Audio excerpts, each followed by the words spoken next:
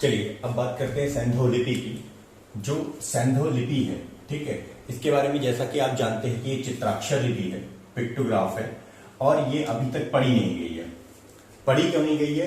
क्योंकि इसका अभी तक कोई दो भाषा में लिखा हुआ ट्रांसलेटेड कोई लेख नहीं मिला है। कहीं से भी कोई ऐसा हमें लेख नहीं मिला जिसमें कि दो भाषाओं का उपयोग किया गया हो। अब सैंधव लिपि की बात करते हैं तो लिपि हमें कहां से प्राप्त होती है? लिपि का जो ज्ञान हमें प्राप्त होता है वो मुख्यतः मोहरों से प्राप्त होता है, जो उनकी सील्स हैं उनसे प्राप्त होता है। लेकिन इसके अलावा कई पट्टिकाएं हैं, ताम्र पट्टिकाएं हैं, उन पर भी लिपि खुदी हुई है। इसके अलावा बर्तनों पर है, ईंटों पर है, इन सब पर लिपि वहां खुदी हुई मिलती है। जो लिपि है उसका सबसे पुराना जो नमूना है वो 1853 में 1853 में सबसे पुराना नमूना मिला था और 1923 तक ये पूरी लिपि प्रकाश में आ गई थी।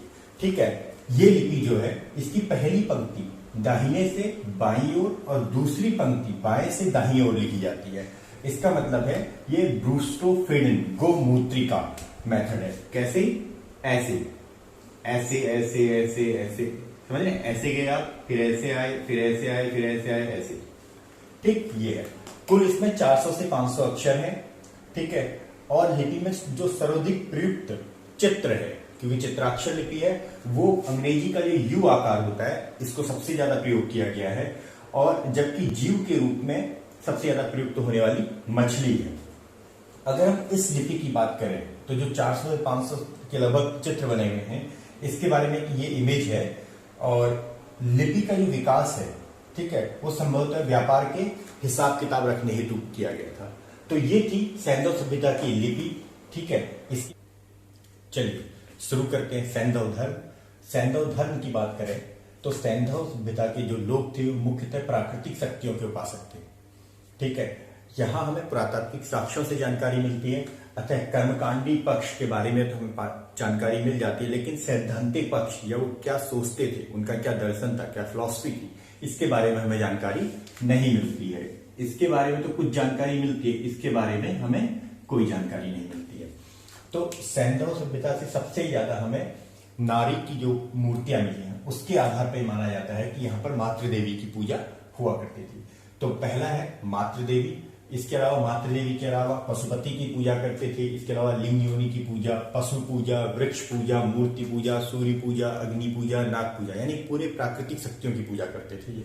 ठीक है, सबसे पहले उठाते हैं हम टॉपिक मातृदेवी। मातृदेवी की सर्वाधिक मिट्टी की मूर्तियां मिली हैं। ठीक है, पुरुष की अपेक्षा मातृ मूर्तियां अधिक मिली हैं। और हड़प्पा से एक आयताकार मोहर मिली है जिस पर एक नारी के गर्भ से पौधा निकलते हुए दिखाया गया है। इसे पृथ्वी देवी माना गया है या फिर उर्वरता की देवी माना गया है।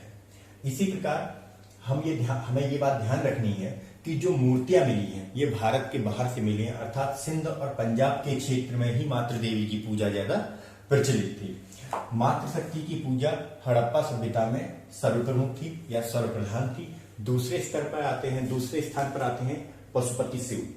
जो पशुपति शिव की मूर्ति जो है वो मोहनजोदड़ो से मैकेनिक खोजी है। यहाँ पर सींग युक्त एक त्रिमुखी पुरुष बैठा हुआ है पद्मासन में, उसके दाहिनी ओर राइट हैंड साइड में, ठीक है, क्या है? बाघ और हाथी, दाहिनी ओर भैंसा और गैड़ा है, नीचे दो हिरण है।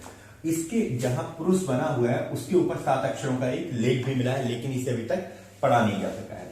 इसे मार्शल ने शिव का आदि रूप कहा है। इसी प्रकार हड़प्पा से एक मुद्रा मिली है। हड़प्पा से मुद्रा में क्या है? पेड़ के मचान पर एक पुरुष बैठा हुआ है और जिस पेड़ के ऊपर बैठा उस पेड़ के नीचे एक बाघ बैठा हुआ है। और इसी मुद्रा के पृष्ठ भाग में, पिछली भाग में त्रिशूल बना हुआ है और बैल बना हुआ है। ठीक है, इसे भी शिव की मूर्ति माना जाता है।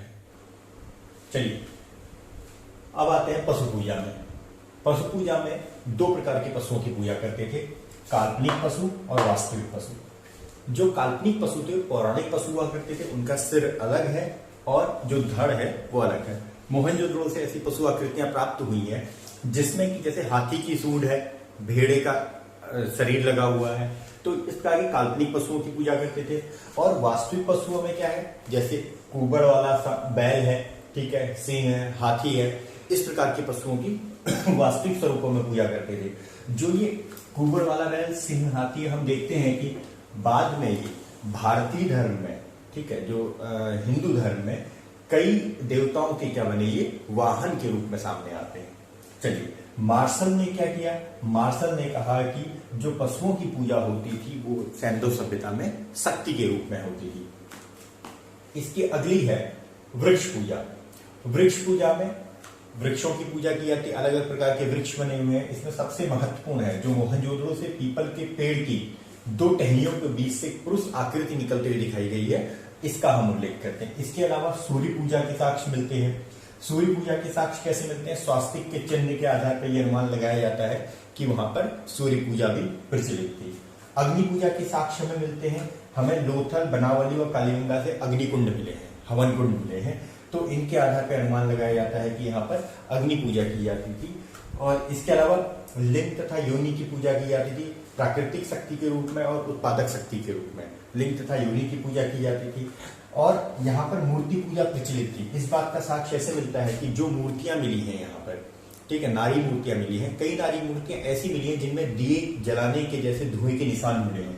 इस आधार पर यह माना जाता है कि यहाँ पर मूर्ति पूजा भी प्रचलित थी।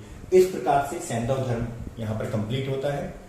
हमारा ये वीडियो आपको कैसा लगा, प्लीज लाइक और सब्सक्राइब कीजिए और नीचे कमेंट सेक्शन पर हमें बताइए कि आपको ये वीडियो कैसा लगा। Thank you.